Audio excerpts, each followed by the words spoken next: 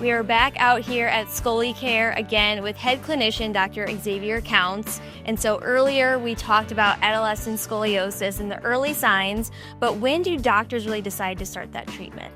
It depends on the case. Every case is so unique, and that's one important point that I want to make is that there's not one size fits all approach to any of this. But if you have been diagnosed with scoliosis, a curve of 10 degrees or more, treatment should start then. Monitoring is never the way to go, always being proactive and taking advantage of the treatment options that we have available to us today that we didn't have 10, 20, 30 years ago.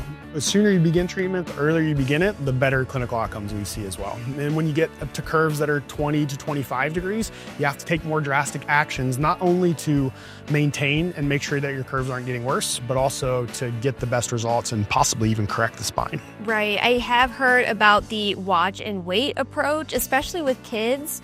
And so is that something that you should start right then and there? Like, how does that really work? I know everything is like a case-by-case basis. Of course, yes. Going back to it again, research has evolved so much over the course of the last 20 years. We know that kids don't just magically grow out of their scoliosis. There might be a few cases of that here and there, but you certainly don't want to put your eggs in that basket. You want to be proactive and take advantage again of all these options that we have, from therapy and bracing and even exercises that you can do at home that make such a drastic difference, not only in the way that the x-rays look, but also in how your kids feel, meaning make sure we're avoiding pain and also little things that may not seem like a big deal to you as parents, but your child certainly cares about, meaning like the aesthetics. Are their shoulders uneven? Is their rib arching out? Are their hips uneven? Those are all things kids care about that early prevention can really make a big difference in. And so how does treatment really escalate as the curve progresses? Yeah, and that's as curves progress, care has to progress with it, right? So the more severe the curve, the more severe the intervention is. And what we're really trying to avoid here at Scolicare is the need for surgery. Not that there's not a time and a place for it, and even that there's cases where that's the only option is surgery. But with easier to fit into lifestyle types of modifications, from exercise with ScoliBalance, our at-home therapy approach, as well as ScoliBrace, you can hopefully take surgery off the table altogether. So it does sound like timing is absolutely critical when it comes to this, but are there risks with starting treatment too early and too late?